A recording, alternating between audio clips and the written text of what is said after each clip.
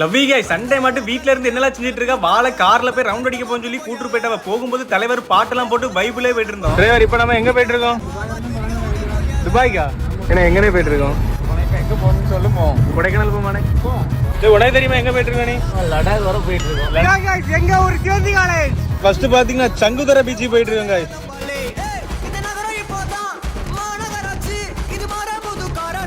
எவ்வளவு பெரிய பீச்சுக்கு வந்திருக்கோம் இறங்காம இருக்கிறேனே. சிங்கநடை போட்டு சிகரத்திலே பீச்ல பாத்தீங்கன்னா யாருமே இல்ல. நம்ம அடுத்து எங்க போக போறோம்? சொத்தால பீச்சா? டெய்லி இங்க தான் இருக்கோம். அடுத்த பாத்தீங்கன்னா சொத்தாவள பீச்.